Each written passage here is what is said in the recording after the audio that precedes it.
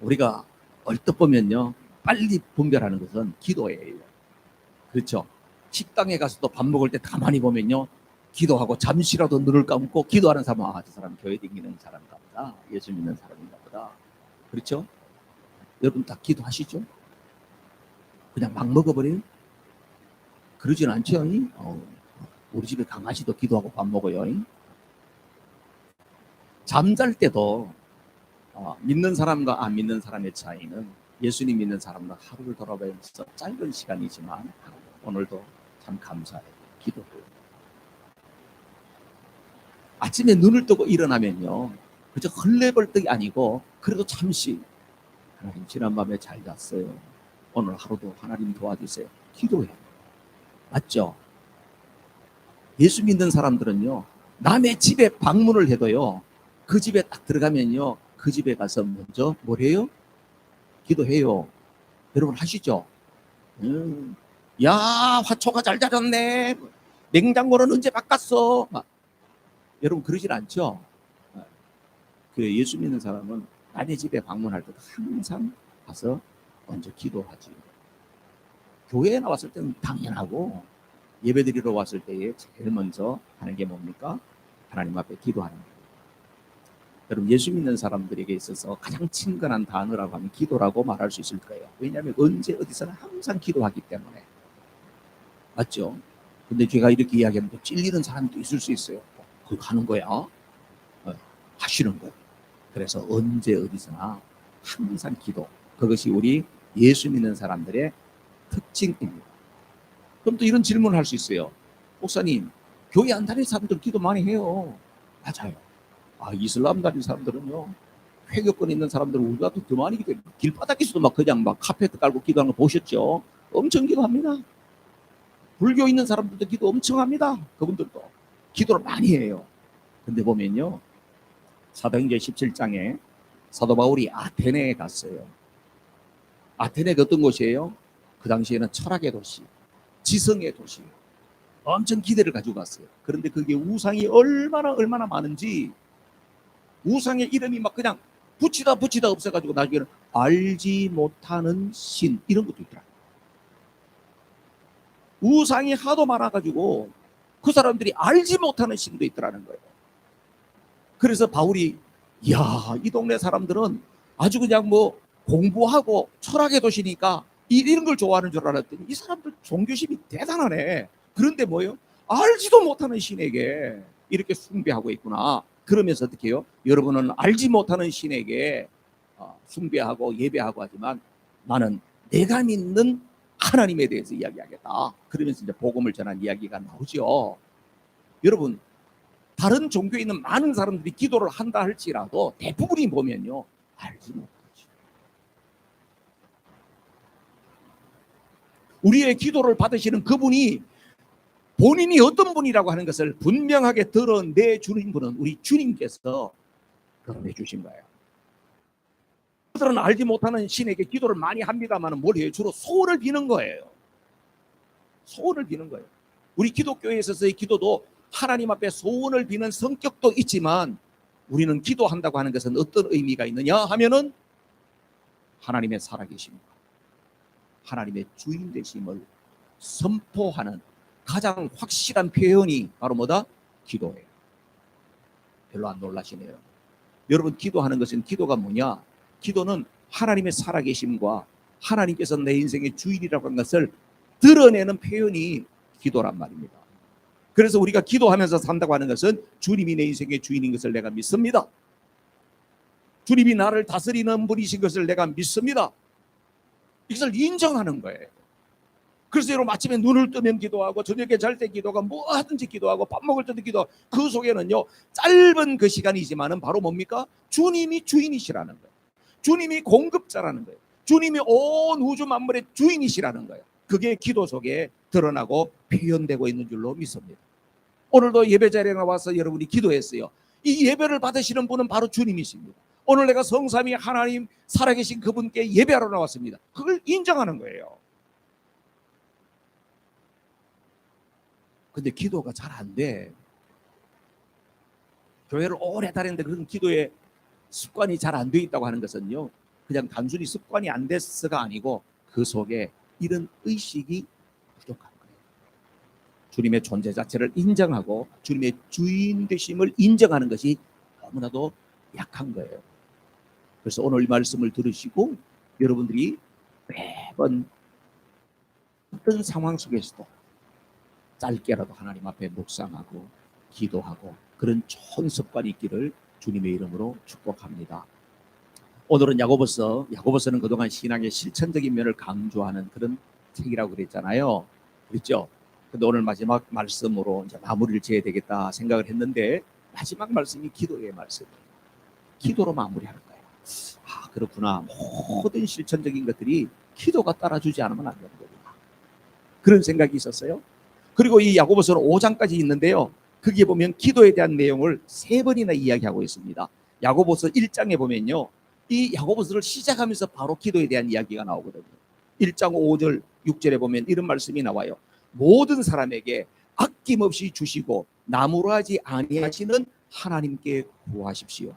그러면 받을 것입니다. 하나님께 구하라는 거예요. 조금도 의심치 말고 믿고 구하십시오. 그러면 받는다는 거예요. 야고보서 1장 시작하면서 바로 믿음의 기도, 하나님 앞에 응답받는 기도, 그 기도를 이야기하고 있었어요.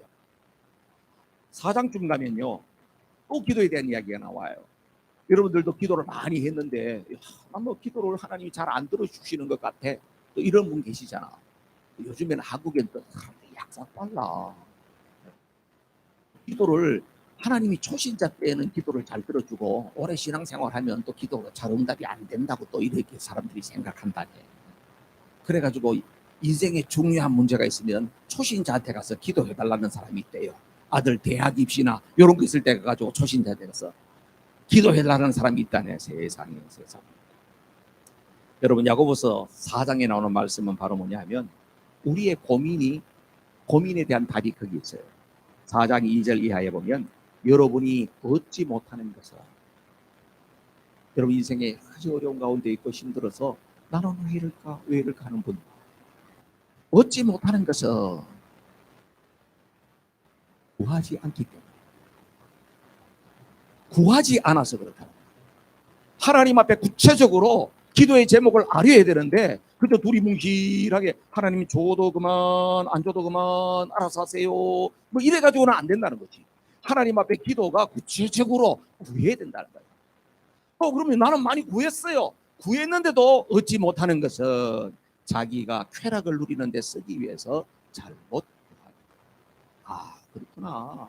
기도라고 그냥 뭐 마음대로 그냥 한다고 해서 되는 게 아니고 기도도 배워야 되는 거구나 하는 것을 말씀하고 있죠.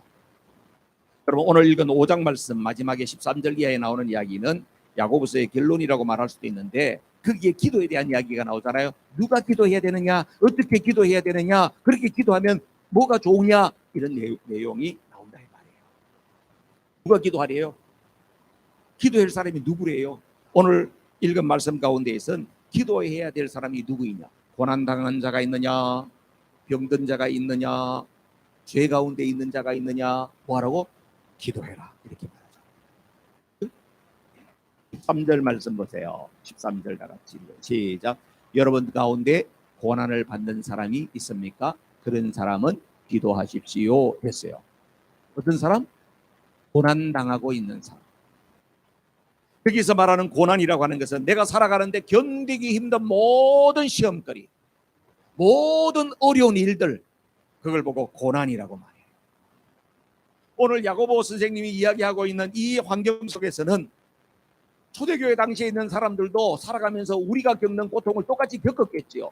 개인적으로 겪는 그런 고난이 있었을 거예요. 무슨 돈이 없어서 먹을 것이 없어서 인간관계 때문에 겪는 이런 여러 가지 고난들이 있었을 거예요. 그런데 거기에 더해서 초대교회 성도들은 외부적인 박해까지, 혼란과 핍박까지 말할 수 없는 고통을 겪어요.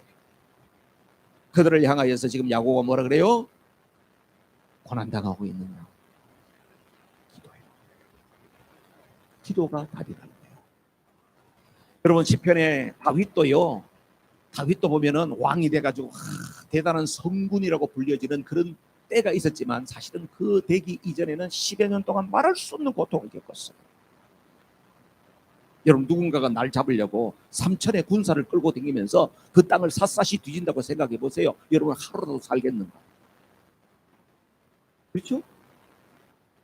우리 살아가다가요, 진짜 만나야 돼. 만나지 말아야 악질 같은 사람을 하나 만나가지고 내가 널 죽이고 말까, 이런 사람 한 사람만 만나도 인생이 보통 고된 게 아니에요.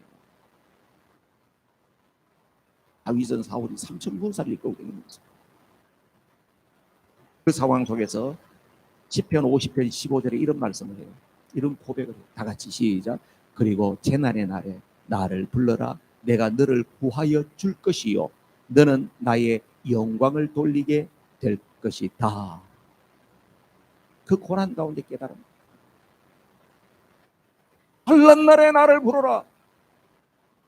내가 너를 건지리니 내가 너를 영화롭게 하리라. 기도하면 아무리 극심한 환난 속에 있어도 하나님께서 너를 건져주고 영화롭게 해주겠다. 시편 40편 1절에도 말씀 볼까요? 시작. 내가 간절히 주님을 기다렸더니 주님께서 나를 굽어보시고 나의 울부짖음을 들어주셨네. 지난 금요일날 제가 말씀 읽어드렸던 거죠. 기다리고 기다렸더니 귀를 기울이사 나의 부르짖음을 들으셨다. 고통 가운데 부르짖으면 주님께서 그 기도를 들으신다는 거예요. 여러분, 고난 가운데 있어요? 답이 어디 있어요? 하나님 앞에 부르짖으라는 거예요. 고난이 깊어지면 그 고난에 지쳐가지고 기도도 다 낙심해가지고 절망하고 무너지는 그런 경우가 사실 있어요.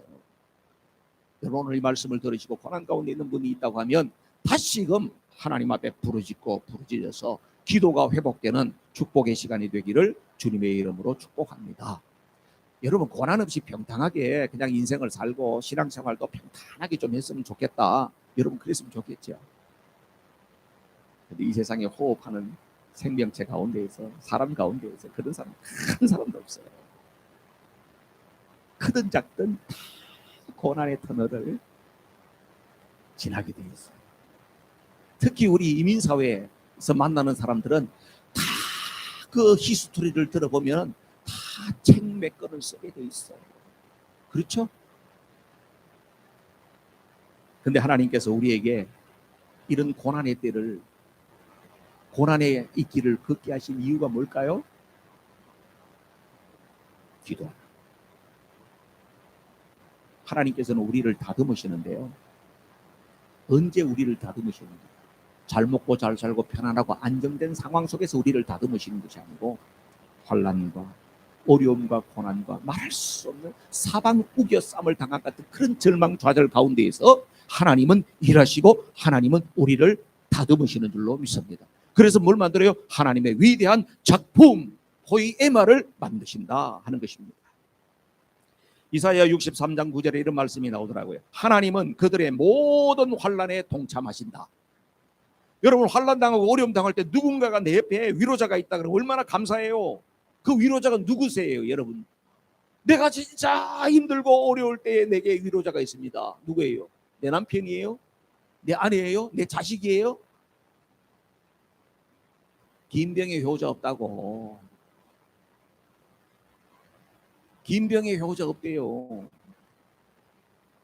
그렇게 좀 맨날 골방골방 해가지고 막 해봐요. 자녀들도 지쳐.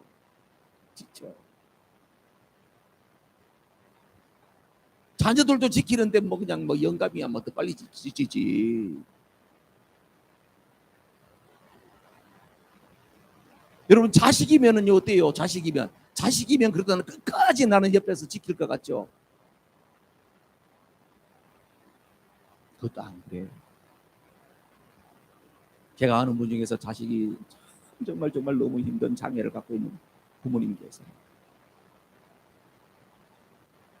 어느 날 제가 만났더니 이 아이가 사고를 치고 막 또 그렇게 해가지고 막 이머전시 가고 막 그냥 중환자실에 가서 막 있고 막 그런 거.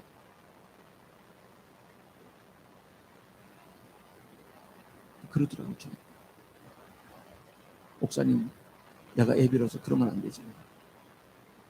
하나님, 이제 우리 아들 좀 데려가도 안 되겠습니까? 인터넷 가시죠.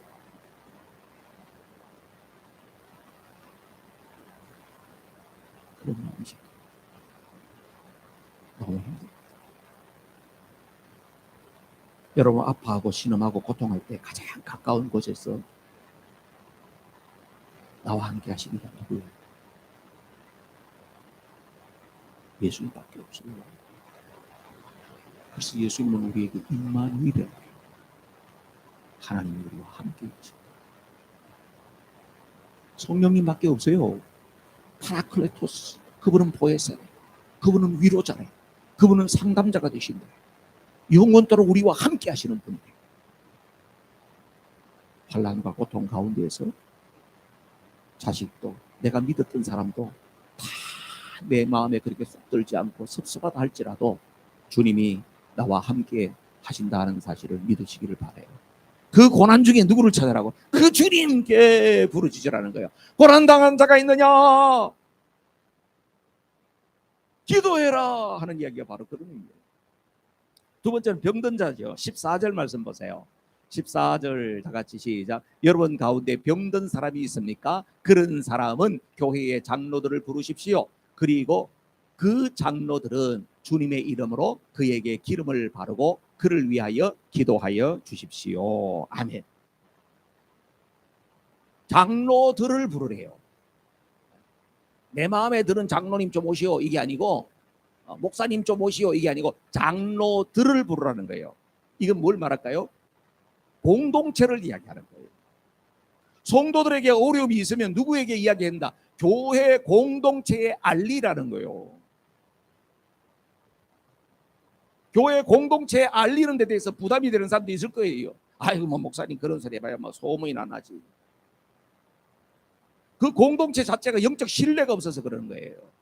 공동체에 알리려면 뭐 하겠어요? 기도하는 거 아니겠어요? 그 공동체가 하는 그 기도가 강력한 것을 이야기하고 있는 것입니다.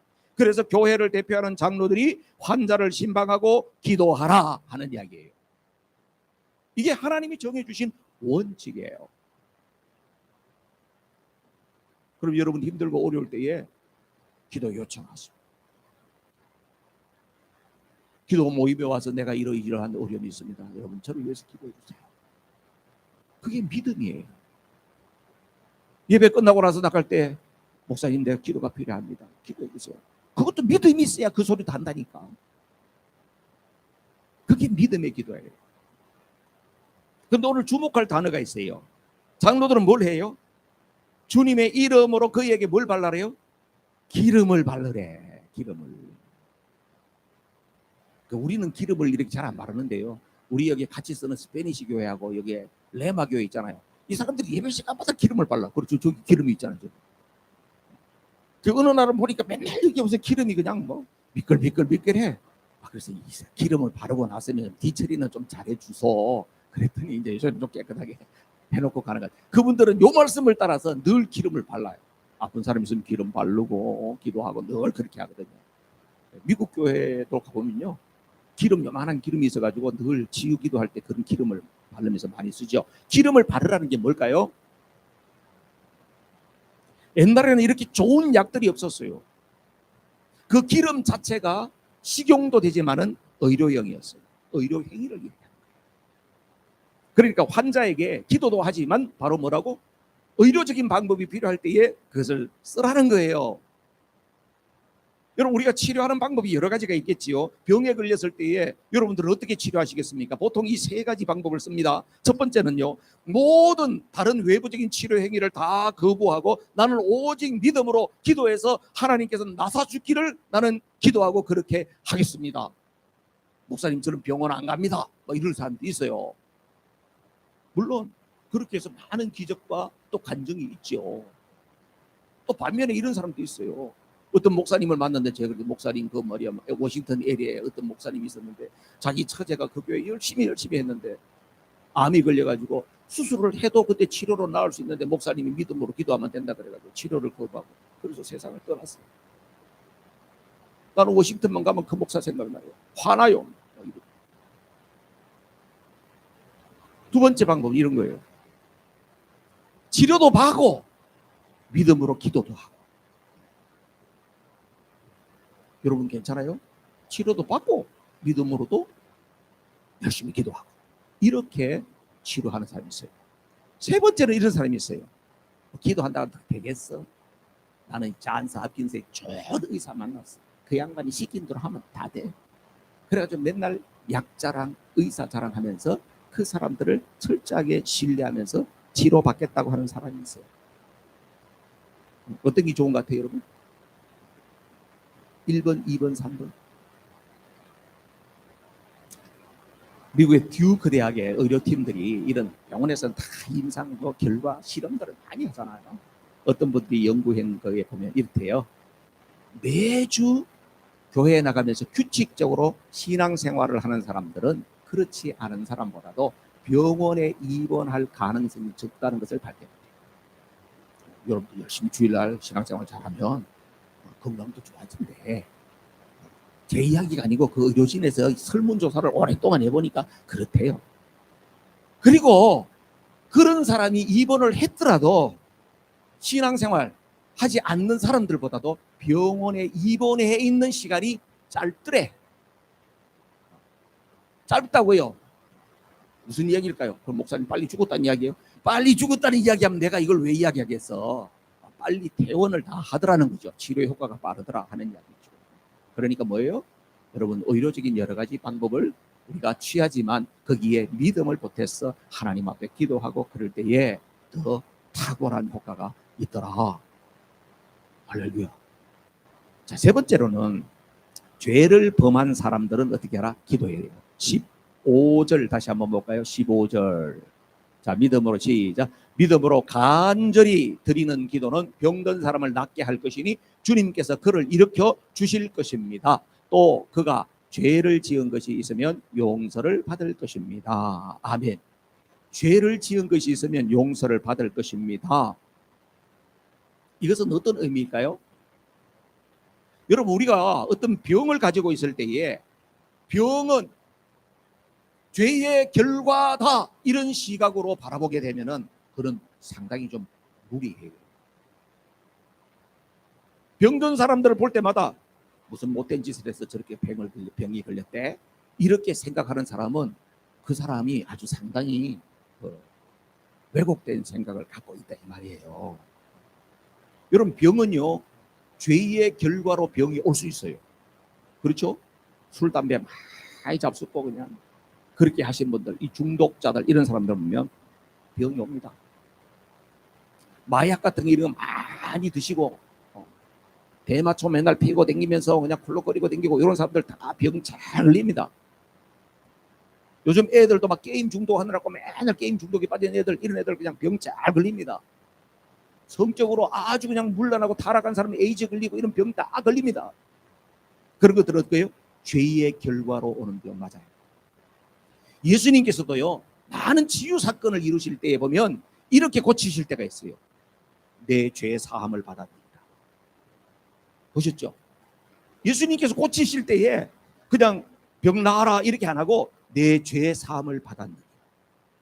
그 다음에 고쳐주고 난 다음에도 다시는 죄를 범하지 말아라. 그 말은 무슨 말일까요? 그 사람이 겪고 있는 병은 뭐 때문에 온 거다? 죄 때문에 온 거다.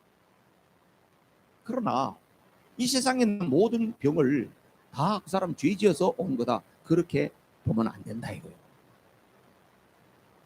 우리 요새 새벽에 욥기를 보고 있잖아요. 욥의 세 친구가 나오죠. 엘리바스, 빌라, 소발이라고 하는 세 친구가 나와요.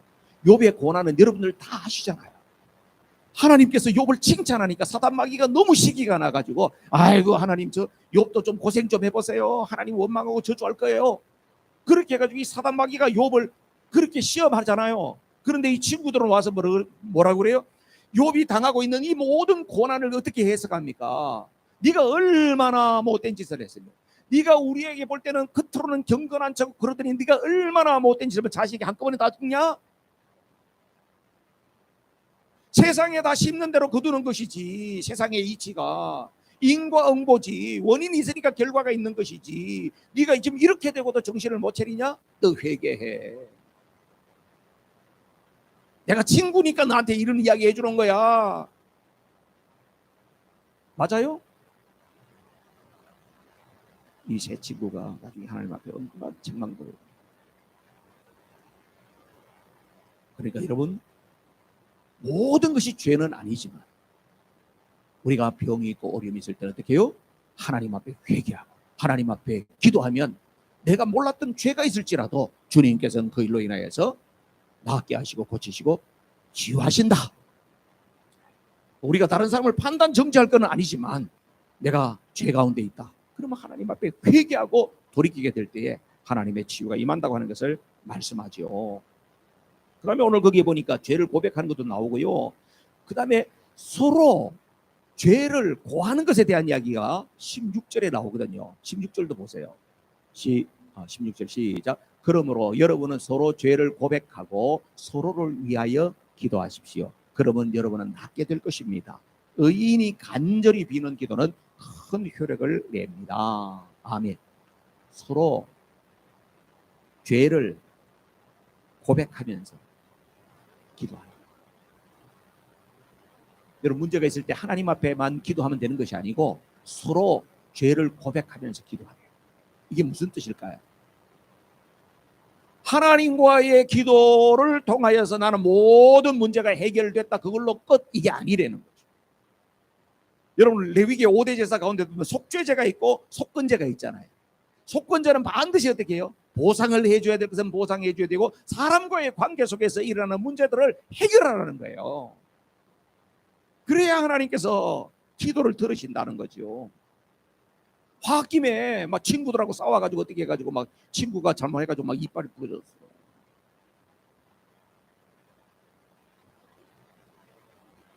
뭐 병원에 가니까 막 전치 4주 막 진단이 나왔어.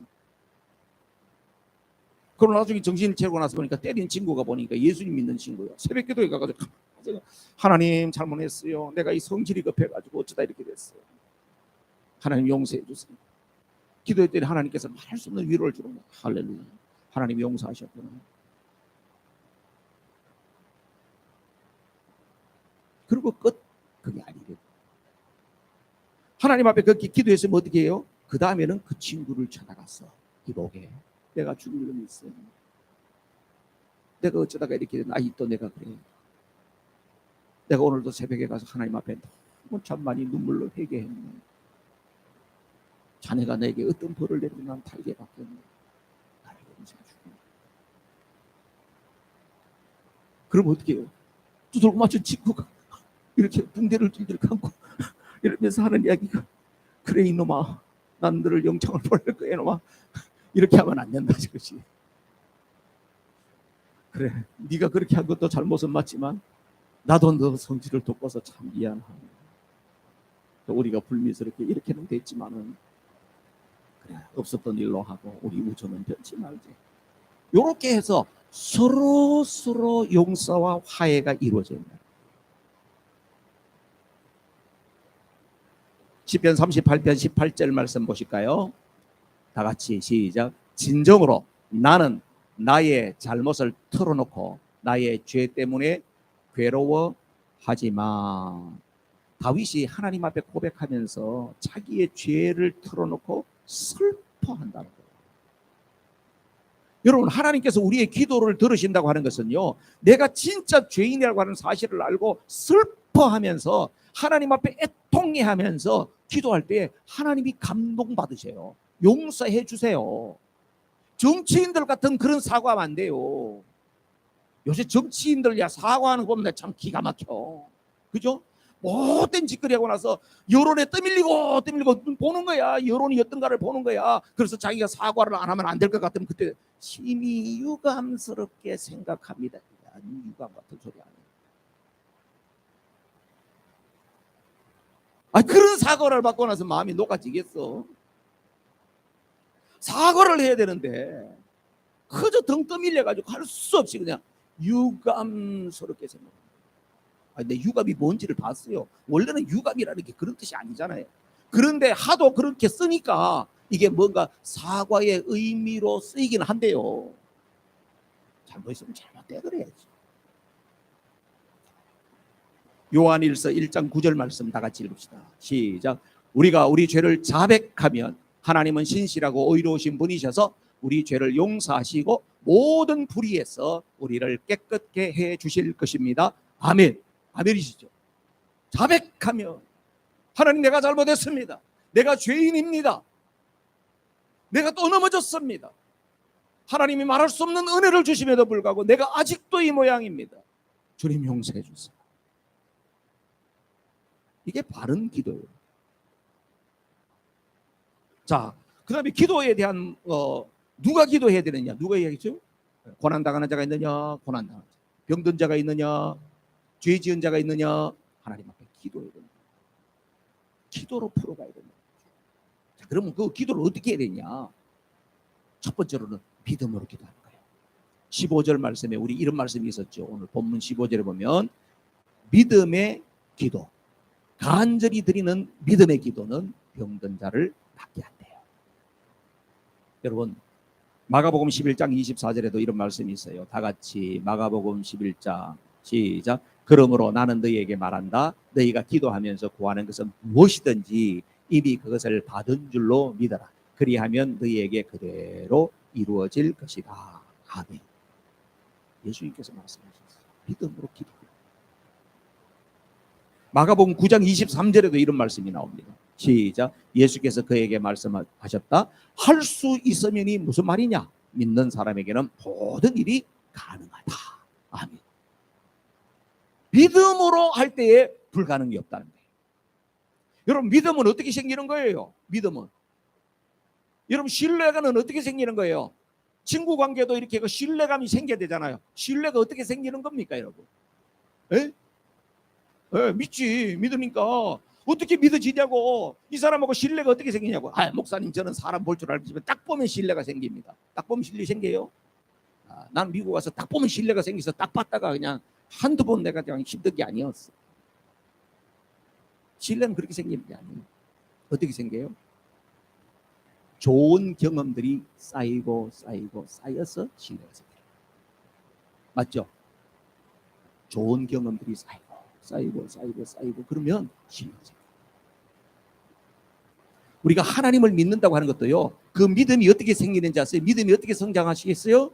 하나님이 내게 은혜를 주셨다고 하는 그 은혜의 사건들이 쌓이고 가서 우리가 하나님 앞에 좋으신 하나님, 내가 뭐라고, 나 같은 사람을 하나님께서 내가 뭐라고. 이게 뭐예요? 하나님이 내게 은혜 베풀어 주셨던 그 사건들이 계속 쌓이고 내 안에 간증으로 남으니까 하나님을 향한 감사와 신뢰가 쌓여가는 것입니다. 믿음으로 기도한다고 하는 것은 바로 그거예요. 하나님의 은혜를 기억하고 하나님 앞에 늘 감사하고 하나님 앞에 내가 어떻게든지 내가 영광 돌리고 살고 싶은데 이런 마음들이 있을 때 그게 믿음이 강화되는 것이고 믿음의 기도가 되는 거예요. 그 다음엔요, 간절히 기도하래. 간절히 기도는 어떤 기도래요? 간절히 기도. 제가 옛날에 있었던 교회에서 장로님들이 대표 기도를 하잖아요. 장로님 한 분이 간절히 빌고 소원합니다를 아주 기도하면 한 50번은 하는 것 같아요. 그냥 말 한마디만 끝나면 간절히 빌고 소원합니다. 간절히 빌고 소원합니다. 간절히 장로님이야, 그분은. 여러분, 오늘도 성경에 간절히가 나와요. 사실은 간절히. 오늘 17절 18절에 엘리야의 기도의 예를 들고 있잖아요. 그 엘리야의 기도는 어디 나오냐 하면요, 열왕기상 17장에서 19장까지 나오는 말씀이거든요. 엘리야가 어떤 왕실에 있었어요? 아합, 이세벨 있을 그때에, 북왕국에 진짜 우상숭배가 최고로 극에 달했을 그때에 활동했던 선지자가 엘리야예요. 우상숭배가 너무나도 심해가지고 하나님께서 그 북왕국 이스라엘에다가 벌을 주어요. 벌을 준 게 바로 뭐냐면 3년 6개월 동안 가뭄이요. 여러분, 이스라엘 나라가 원래는 비가 별로 없는 나라입니다. 그래서 1년에 비가 아주 조금 오는데 우기에 조금 비가 오는 거예요. 그런데 3년 6개월 동안 그 조금 오던 비도 안 왔으니까 얼마나 힘들었겠어요. 그런데 하나님께서 엘리야에게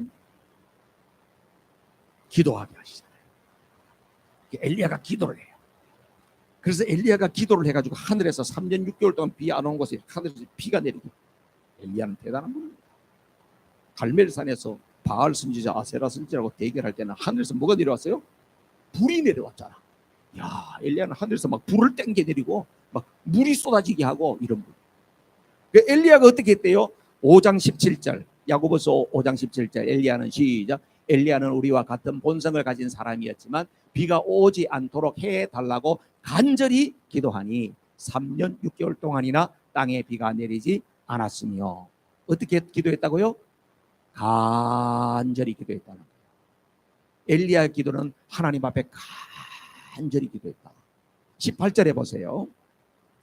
시작. 다시 기도하니 하늘이 비를 내리고 땅은 그 열매를 맺었다. 어떤 기도했다고? 다시 기도했다는 거예요. 엘리야의 기도의 장면이 간절히 기도, 다시 기도. 다시 기도가 뭡니까? 열왕기상 18장 42절에서 43절에 보면요, 갈멜산 꼭대기에 올라가 가지고 하나님 앞에 기도하고 나서 사환에게 뭔가 조짐이 있냐? 아직 없습니다.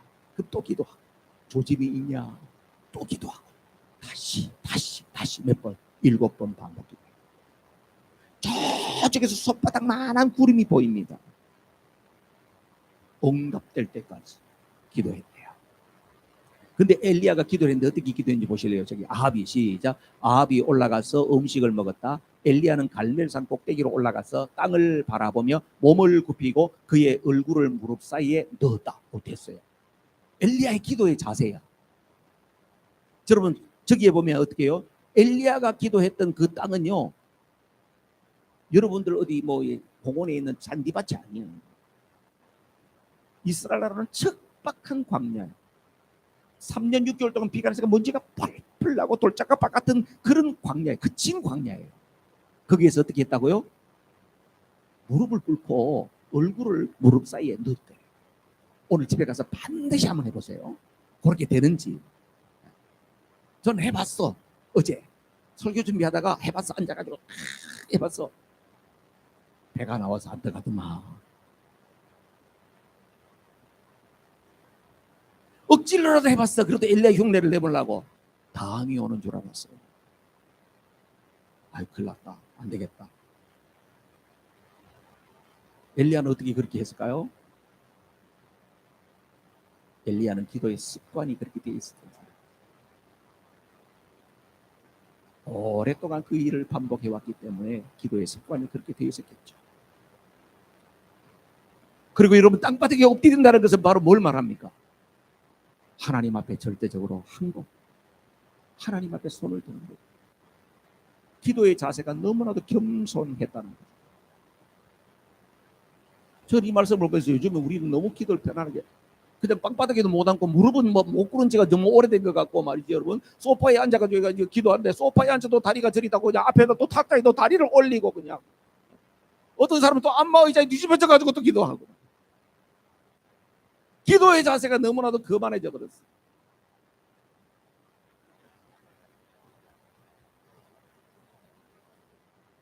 자세가 마음.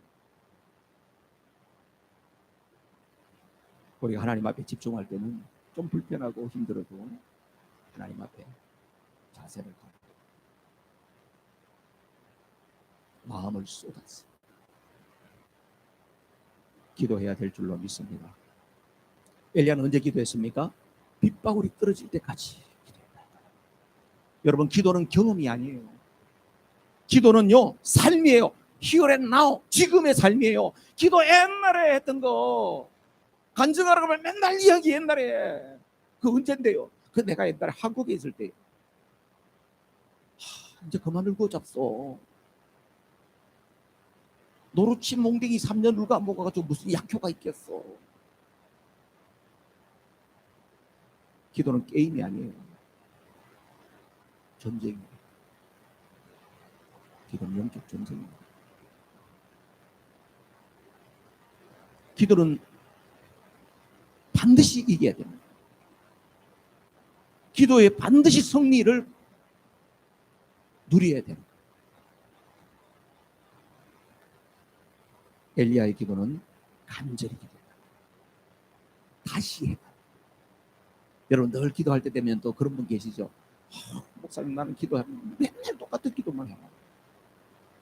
기도 제목 늘 해도 그냥 그거 그 범주에 늘 있어요. 엘리야도 다시 했어요. 똑같은 기도했어요. 간절히 반복적인 기도를 할지라도 하나님 앞에 집중하십시다. 여러분 기도하다가 지쳐가지고 아이고 막 이제 기도도 막 지겹다 그만 하자. 그러면 안 된다. 기도는 끈질기게 중단하지 않고 하나님께서 내게 응답하시를 그때까지 계속 해야 된다는 것이죠. 옛날에 내가 좀 기도 좀 하는, 옛날에 나는 좀 기도 좀 했습니다. 옛날에 내가 은사가 있어가지고 막 몇 시간씩 그냥 따따따따따 방언도 하고 막 그랬습니다. 자, 그거 그만 내려보자. 기도하세요. 지금이 기도의 때. 여러분 기도하면 병든 자가 구원을 받습니다. 기도하면 주님께서 저를 이렇게 세워주십니다. 기도하면 죄에서 용서함을 얻을 수 있습니다. 기도하면 수많은 기적과 능력이 나타납니다. 기도하게 되면 마른 땅에 단비가 쏟아집니다. 기도하게 되면 인생의 모든 문제를 주님이 해결하십니다. 구원의 역사가 일어납니다. 반드시 역사가 일어납니다. 그 성경의 약속이에요. 사랑하는 여러분, 말씀을 마칠 거예요. 기도해야 돼요. 우리 목사님들에게도 제가 그 이야기 합니다. 목사님들 기도해야 됩니다. 목사님들이 서점 가면 잘 사오는 책이 있어요. 기도에 대한 책이. 왜 그럴까요? 항상 기도가 잘 안 되거든. 그래서 누가 기도의 책을 내면 이 사람이 기도 뭐 좀 좋은 방법을 이야기했나 해가지고 기도 책을 자꾸 사오는 거예요. 그러니까 서재에 보면 기도 책이 엄청나게 많아. 누구 이야기일까요? 박은우 목사라는 사람의 이야기예요. 제 기도 책 많습니다. 기도 책 사 모으는 게 아니고 기도해야 돼요. 새벽 기도 하실 수 있는 분은 새벽 기도 나오세요. 새벽에 일찍 일어나가지고 할 일도 없는데 빈둥빈둥 거리면서 그저 유튜브나 뒤적거리지 말고 새벽 기도 보셔요. 밤중에 잠 안 온다고 그냥 밤 11시, 12시에 주무시면서도 할 일이 없어가지고 그냥 빈둥빈둥 하면서 드라마나 보지 마시고 구시기도에 들어오세요.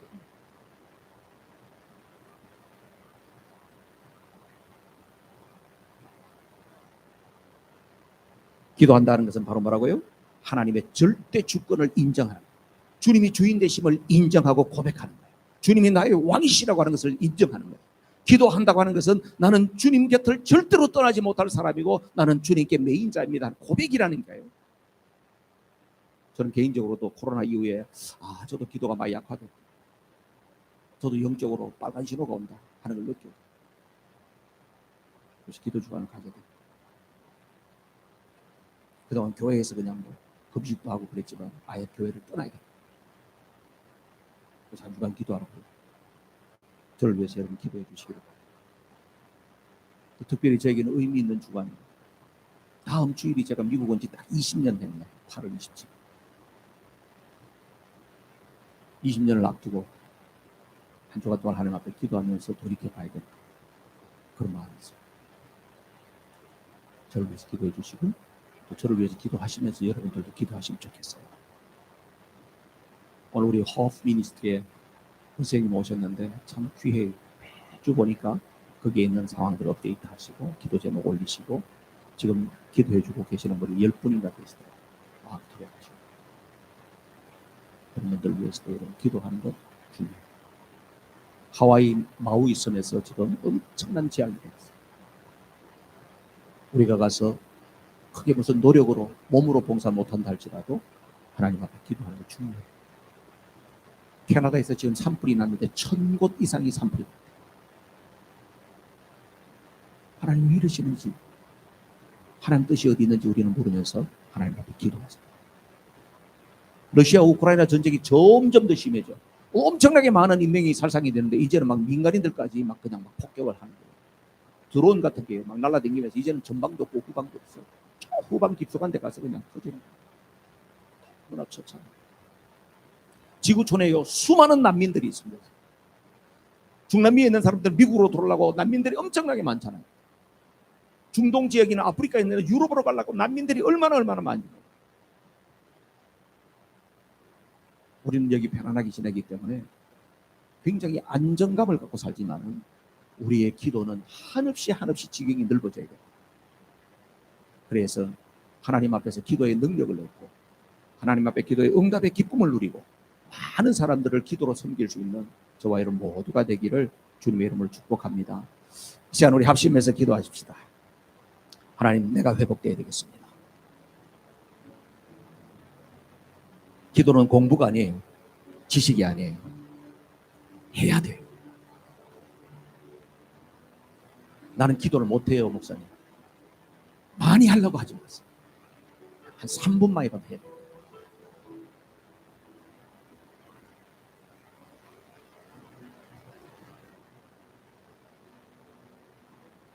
기도의 습관이 너무 안 돼 있어요. 여러분들이 부족한 건 다 제 책임이에요.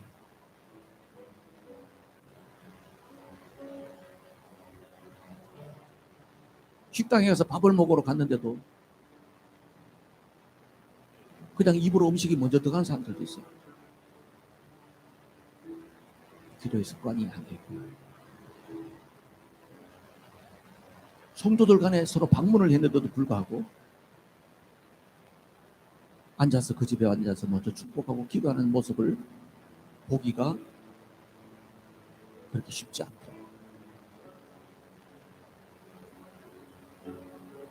여러분, 큰 거 하려고 하지 말고 작은 것부터 기도가 있는 거구나. 그냥 뭘 달라 이게 아니고 하나님의 주인 되심을 인정하고 오늘도 주님이 모든 것의 주인이라고 하는 것을 인정하는 시간이 기도 시간입니다. 나는 언제든지 어떤 상황에서든지 기도하는 사람이 되기를 원합니다. 이 마음으로 우리 합심해서 기도하십시다. 할렐루야. 하나님의 이름을 높여드리고 찬양합니다.